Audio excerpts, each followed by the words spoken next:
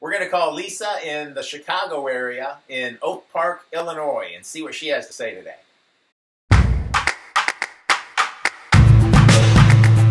Hey, Lisa, tell us your story today. Hey, Dr. Mike. So I want to talk about a client I saw about a year ago, and she was actually one of my very first NYK-only clients at my practice. So she is still a very active mom of three, mid-40s, and about 9 months prior to us first meeting, she started having problems, pain in the top of her head, constant headache, pain in the back of the neck, pain between the shoulder blades. She was having some numbness in her face and some issues in her right arm, and then also her liver area was giving her some trouble. So she did all sorts of tests, and eventually, after several weeks, they found that she had a benign tumor near her cerebellum. Well, they found out after the surgery it was benign, but they had a tumor by her cerebellum. So in September of 2017, she had the tumor removed, and probably a month later is when she contacted me for the first time. And the problem was that everything was fine except that her symptoms from the tumor remained after the surgery. And her neurosurgeon and her neurologist both told her that it wasn't related anymore to the tumor. Those symptoms were just what she'd have to deal with. So they didn't know why she had those symptoms. She had symptoms. They went and did a brain surgery, took out a tumor, but nothing changed with the symptoms. Well, so she did have a little bit of change. So the little bit of pain in the back, in the bottom, the base, right by the occipital ridge, went away. Everything else remained, and they said it must not be related to the tumor because they removed the tumor. And so we got clearance from her surgeon to begin NYK and did a postural analysis. And the symptoms that she came to me with, again, were low-grade headache at the top of her head. She did have neck pain still, but more acute for her was mid-back pain, and it was taking her 2 to 3 hours to fall asleep every night because she could not get comfortable. She had fatigue. Part of that was due to the surgery. She had numbing and tingling still in the right side of her face, and a heaviness all down her right arm. Sometimes she would have a little bit of tingling with that, but mostly it just felt heavy. It felt off. So that's basically where she came to me, and she was so exhausted and so frustrated because she couldn't sleep. She hadn't slept for months. Wow. So we did a postural analysis, and it came up with a C5.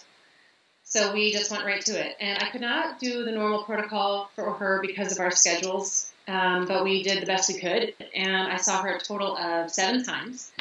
The first 2 times were 3 days apart, and when I saw her on the second visit, 3 days after the first one, she told me she slept beautifully since the first visit. All the mid-back pain had gone, just completely gone. With one treatment?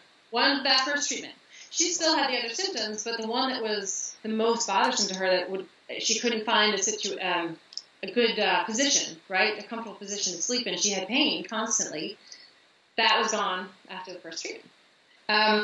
So we saw each other those first 2 sessions, and then I saw her 11 days later because she had to cancel one in between. So during that 11-day break, I had seen her twice, and we had an 11-day break. Most of the tingling in her face went from constant to intermittent, and it lowered in its intensity as well. Okay. So, and then the headache also went from constant to intermittent during that time. We just kept working.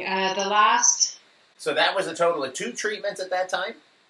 Yeah, by the 3rd treatment, things had gone from constant, the back pain was gone, and the other issues had gone from constant to intermittent. Okay. Yeah. And not with protocol, because we couldn't see each other that frequent. Right.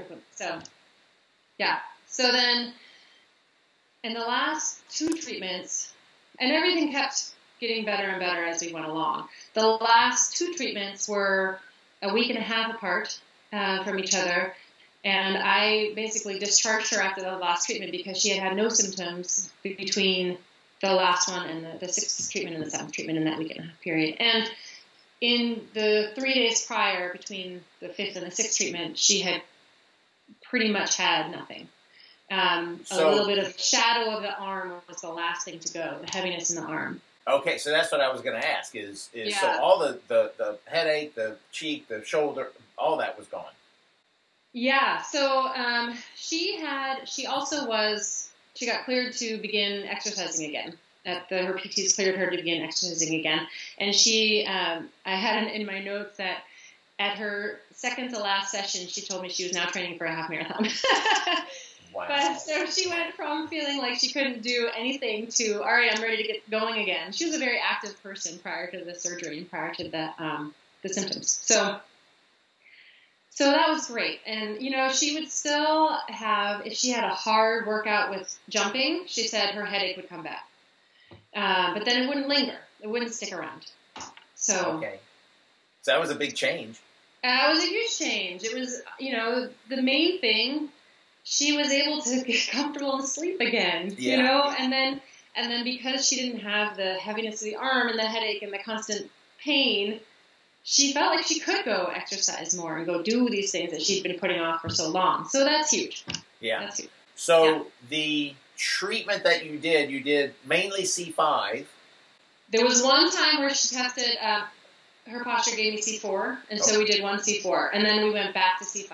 Okay. And the only reason I kept testing her is because we had these long breaks in between. We couldn't keep seeing each other on a normal schedule. So if we had a week or more in between, I definitely tested her posture again. Gotcha. Okay. So. Very good. Yeah. What I like about this client and why I wanted to talk about her is it's not a typical musculoskeletal injury that you think, I'm going to go get body work for this issue, right? She had a neurologic issue. In my mind, it had obviously musculoskeletal too, but it was this tumor pressing and making changes in how her nerves were operating. And it was neat to me because this work is so much broader than we think it is, right? And then people have to get their minds open to, this can help with so many situations, not necessarily just, I have tennis elbow because I was using it more recently. And it's, there are so many things that it can help with. What a great story that was. So if you'd like to contact Lisa, here's her information.